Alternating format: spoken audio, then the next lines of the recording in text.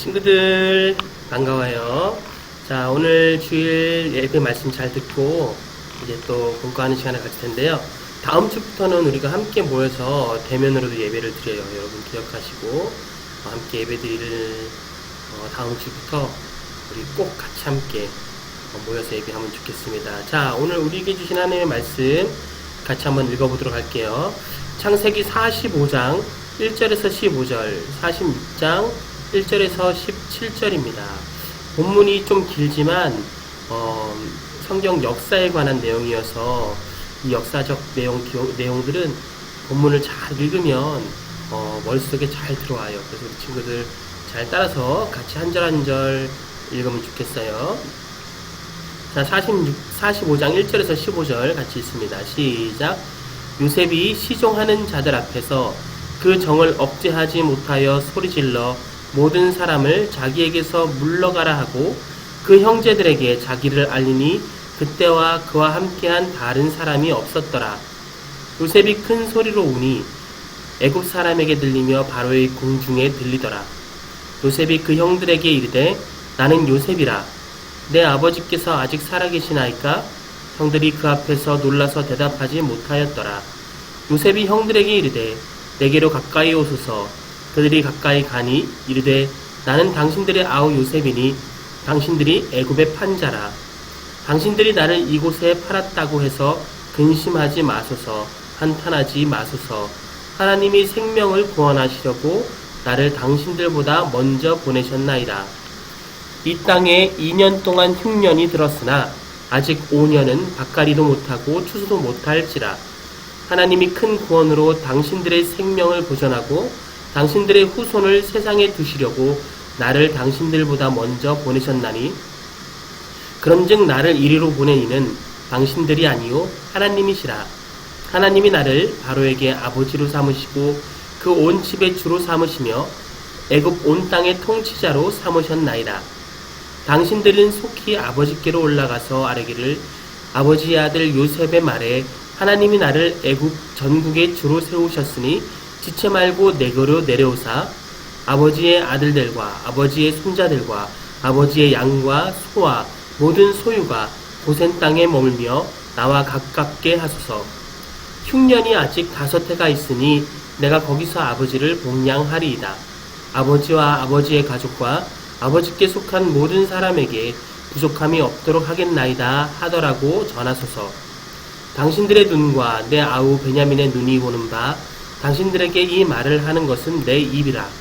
당신들은 내가 애굽에서 누리는 영화와 당신들이 본 모든 것을 다 내 아버지께 아뢰고 속히 모시고 내려오셔서 하매 자기 아우 베냐민의 목을 안고 오니 베냐민도 요셉의 목을 안고 오니라.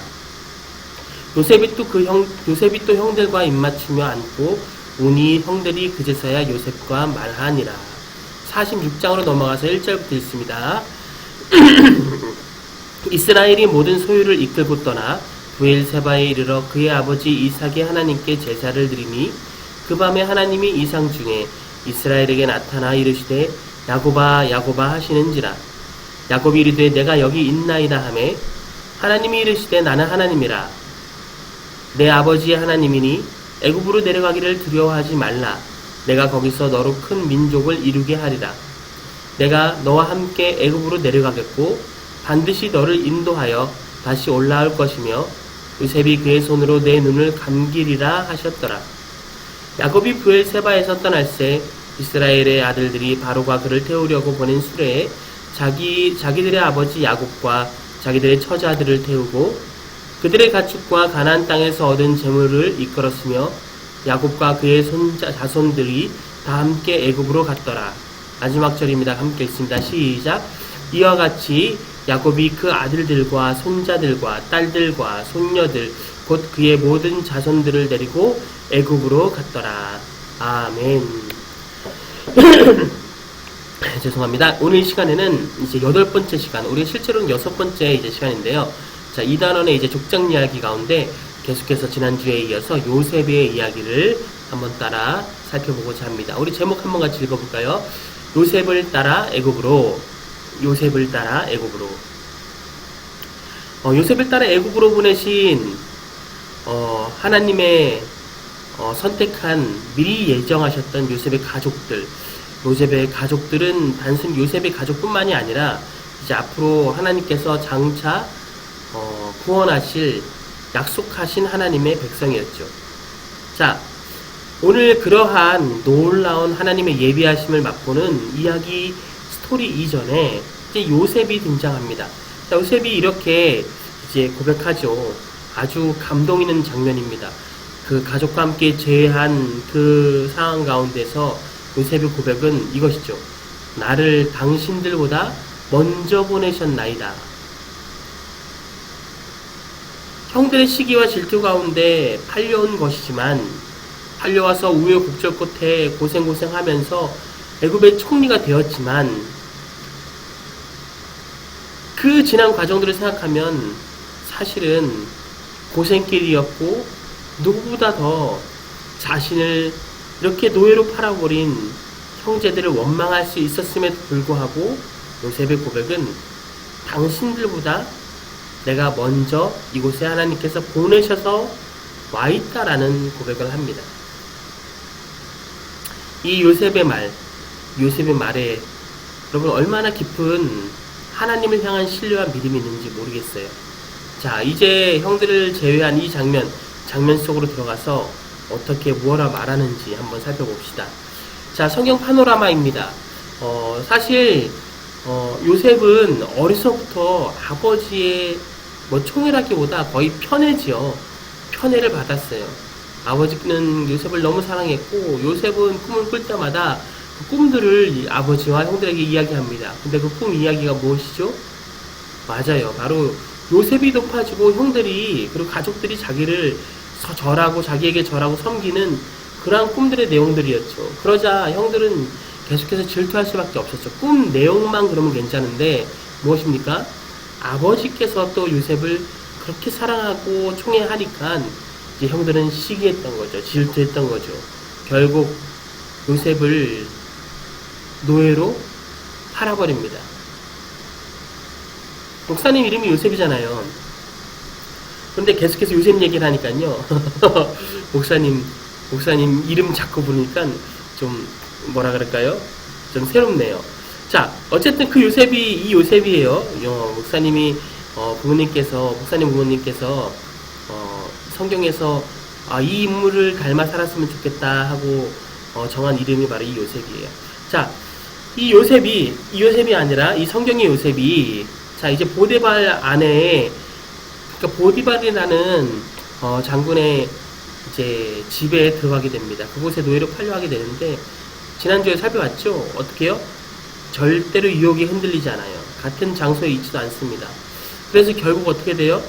그 안주인이 그쵸 억지로 요셉을 궁지로 몰아서려는 그런 연극을 펼친 결과 요셉이 이제 결국 감옥에 가게 됩니다. 자, 감옥에서도 요셉은요 그냥 있지 않았어요. 감옥에서도 요셉은 여러 가지 간수장뿐만이 아니라 사람들에게 있어서 좋은 어떤 상담자로 그곳에 서 있었던 것 같아요. 자, 그 결과 요셉이요 꿈을 이제 해석해주게 되는데요. 다른 사람들의 꿈을 해석하는 결과 그 꿈에 이제 여러 가지 꿈을 해석한 결과 요셉이 이제 이 애굽 나라에 대한 꿈을 해석하는 상황까지 이르게 됩니다. 자, 이제 애굽왕 바로의 그 무슨 꿈이었습니까? 7년 흉년과 7년 풍년의 그 꿈을 바로 요셉이 해석하게 되고요. 이제 그 꿈을 해석하게 되고 요셉은 이제 애굽의 총리가 되게 되죠. 자, 애굽의 총리가 되었을 때 그리고 요셉의 형들이 이제 애굽으로 가서 더 이상 그곳 땅에서는 살 수 없으니 애굽에라도 가서 먹을 것을 좀 사야겠다라고 해서 떠난 요셉의 형들 그리고 요셉이 형제들을 같이 만나게 되는 그때가 바로 2년째 7년의 풍년이 끝나고 2년째의 흉년이 이어지고 있던 과정이었죠. 근데 자 요셉은요 한 번도 아마도 형제들이 잊지 않았던 것 같아요. 왜냐하면은 두 가지였겠죠. 자기를 팔았던 형들을 향해서 이를 갈며 기억했던 거 아니면 자기 형들이 자기를 팔았지만 그래도 그 마음 가운데 가족을 향한 떨어져 있음에 관한 그리움이 있었을지 모르겠어요. 그래서인지 형제들이 요셉에게 오자마자 요셉은요 단번에 형들을 알아봅니다. 단번에 형들을 알아보고 이제 베냐민을 자신에게 데려오라고 명령하죠. 사실 베냐민은 이제 막내 아들이었어요. 이제 12번째 막내 아들. 그래서 이 아들, 바로 야곱이 너무나도 사랑하는 막내 아들이었음에도 불구하고 어떡합니까? 그 베냐민을 자기에게 데려오라는 곤란한 요구를 하게 됐죠. 이 상황이 바로 오늘 우리가 읽었던 성경의 그 장면입니다.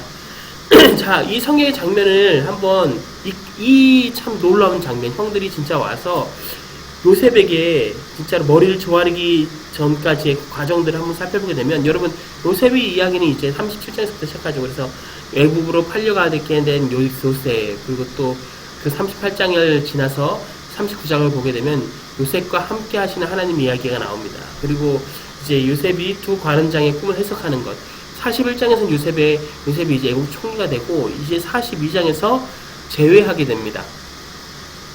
자, 그리고 이제 46장을 보게 되면 야곱의 가족이 애국으로 내려가게 되죠. 요셉이 이제 그렇게 고센 땅으로 내려오십시오라고 요청을 합니다. 자, 계속해서 보게 되면 47장에 보면 이제 야곱이 바로 앞에 서게 되고요. 48장은 이제 요셉의 두 아들들에 대한 야곱의 축복이 나오고, 12지파에 대한 야곱의 예언, 그리고 50장은 야곱의 장례식과 요셉의 죽음으로 성경이 마치죠. 이 참 요셉 이야기가 여러분 엄청나게 길어요. 이 긴 요셉의 이야기, 그러나 이 요셉의 이야기가 단순히 요셉이 엄청나게 훌륭한 사람이어서, 요셉이 기억할 만한 사람이어서 그 스토리를 쭉 기록한 것이 아니라 바로 요셉의 삶 가운데 신실하게 함께 하셨던 하나님의 이야기가 바로 이 성경의 이야기인 것이죠. 계속해서 고생길, 팔려가는 그 노예의 길, 노예 가운데 모함을 받고 감옥에 있었던 모든 길들 가운데 신실하게 함께 하셨던 하나님, 그 하나님, 여러분 오늘 성경에서 말하는 그 하나님이 바로 저 여러분과 함께 하시는 우리의 하나님이신 줄로 믿습니다. 자, 근데 오늘 본문 가운데 우리는요 한 가지 좀 생각해 볼 수 있는 것이 있어요. 요셉이 도대체 어떻게 형들을 용서할 수 있었을까요? 아마 속이 좁은 사람들은요 결코 형들을 용서할 수 없었을 거예요. 나를 구덩이에 던져넣어, 그리고 나를 구덩이에 던져놓고 또 저기 가는 상인에게 나를 팔아버려, 그리고 아버지한테 가서 죽었다고 거짓말하게 된 그 형, 거짓말을 해버린 그 형들 정말 용서하기 힘들었을 거예요. 그런데 요셉은요 17세의 나이에 애굽으로 팔려와서 노예가 되고, 노예 생활 가운데 있어서 여러 가지를 깨닫게 됩니다. 무엇입니까? 자기를 지켜주고 자기를 보호해주던 사람은요 이전에 17세까지는 아버지였어요. 아버지가 자기를 지켜주고, 아버지한테 잘 달려가서 얘기하면 아버지가 사랑해주고, 아버지가 먹여주고 입혀주고 했죠. 그런데 무엇입니까? 17세 이후 이제 애굽에 와서 노예가 되면서부터 요셉은요 아버지가 아닌 다른 분이 도우시고 공급하시는 것을 느끼게 되는 거예요. 바로 하나님께서 공급하시고 하나님께서 도우시는 것을 깨닫게 되는 거죠. 생각만으로 깨닫는 것이 아니라 진짜 그곳에서 하나님을 만나게 돼요. 그래서 어렵고 힘들고 고통이고 원통하고 하는 그 모든 상황 가운데 뭐요? 복 주시고 형통케 하시는 그 하나님이 바로 자신의 하나님인 것을 아마 완전히 믿었던 것 같아요. 그래서 그 결과 자신이 받은 이 고난, 형들이 자기를 그냥 팔아버린 것에 의해서가 아니라 하나님께서 함께 하시는 특별한 섭리였다라고 요셉은 이해했던 거죠. 그래서 형들을 용서할 수 있었던 거예요. 자, 그렇다면 why? 하나님께서는 왜 요셉을 먼저 애굽으로 보내셨을까요? 단지 그냥 요셉의 가문을 구원하기 위해서였을까요? 자, 오늘 보게 되면요 요셉의 아버지 야곱의 가문은 언약의 가문이라고 말하죠. 여러분 이 언약의 가문은요 우리가 지난주부터 얘기했던 뭐예요? 아브라함과 야곱과 이삭과 야곱으로 계속 이어졌던 뭐예요? 하나님의 자녀로서 땅과 후손의 약속을, 언약을 이어받았고, 또 뭐예요? 맞아요. 계속해서 그 언약이 흘러가는 그 가문, 그 언약의 가문이 바로 요셉의 가문이었던 거죠. 야곱의 가문이면서 요셉의 가문이죠.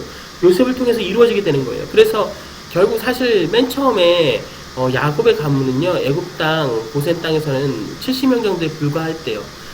이제 요셉으로 말미암아 고센 땅으로 정착했을 때는 70명에 불과했지만 나중에 후에는요 60만 명이 될 정도로 강한 민족으로 번성하게 되죠.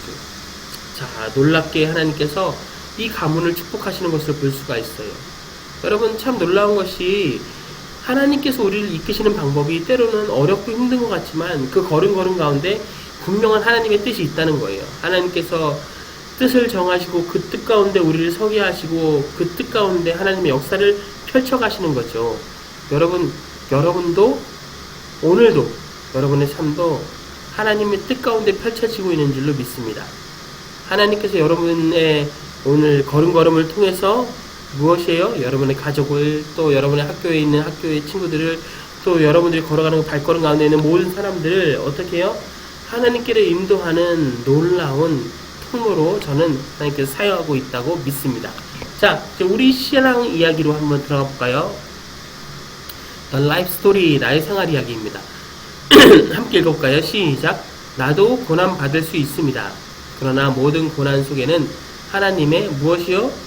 맞아요. 섭리가 있습니다. 요셉은 애굽에 팔려왔지만 좌절하지 않습니다. 원망하지 않습니다. 한탄하지 않습니다. 어떻게 해요? 주저앉지도 않습니다. 어떻게 합니까? 자기의 삶에 동행하신 하나님의 섭리를 믿고 깨닫고 하나님은 뭐합니까? 의지하고 또 뭐해요? 하나님을 의지하고 지금 나의 이 상황 가운데 뭐해요? 최선을 다하고 고난 가운데서도 넘어지거나 좌절하지 않고 하나님을 신뢰하는 모습을 보여주죠. 여러분 이것이 매우 중요합니다. 우리에게도 여러분에게도 저에게도 시련과 고난이 있을 수 있어요. 그 가운데 우리는 어떻게 해야 됩니까? 그 순간순간 함께 하시는 하나님을 믿고 의지하고 이 고난이 지나간 이후에 주실 축복들을 또 이 고난 이후에 성장한 나의 모습을 기대해보며 기다리고 이겨내갈 수 있다는 거예요. 자, 바이블 싱크. 현재 내가 처한 고난과 시련이 있다면 나는 어떤 자세, 어떤 생각으로 그 고난을 대하고 있는지 적어보고 그 가운데서도 하나님께서 어떠한 모습으로 우리와 함께하고 계신지 찾아봅니다.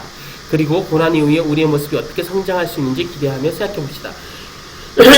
맞춰봅시다. 고난에 처한 요셉 어떻게 합니까? 원망하거나 자극살하지 않아요. 고난에 처하는 여러분 어떻게 하겠습니까? 고난에 처하면 울어야죠. 고난에 처하면 화내야죠. 고난에 처하면 막 가봉초하죠. 아니요. 고난에 처해도 여러분도 원망하거나 좌절하지 않습니다. 자, 그렇게 걸어갈 때 요셉에게 복 주시고 함께 하십니다. 요셉에게 복 주시고 함께 하실 때 요셉은 뭐예요? 그 복을 누리면서 성실함으로 최선을 다합니다. 여러분 하나님께서 여러분 복을 주실 거예요. 함께 하실 거예요. 그 복으로만 누리는 것이 많아질 때 여러분 어떻게 하시겠습니까? 게을러지시겠습니까? 아니면 적당히 하시겠습니까? 그렇지 않죠. 성실함으로 최선을 다하는 것이 매우 중요합니다. 하나님의 복을 받는 사람은요, 이 복이 단순히 그렇게 나에게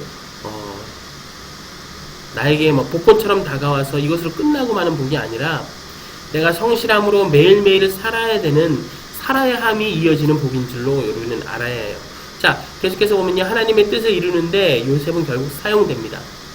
형제를 용서하게 되고요, 가족의 생명을 보존하게 되고, 결국 요셉을 통해서 뭐예요? 하나님의 백성이 점점 커지는 놀라운 통로로 사용하시죠. 여러분도 하나님의 뜻을 이루는데 사용되시는 복된 통로가 되시기를 바랍니다. 그래서 여러분들도 용서하셔야 되고요, 여러분도 사랑하셔야 되고요, 여러분도 계속해서 무엇입니까? 하나님의 말씀대로, 그렇죠?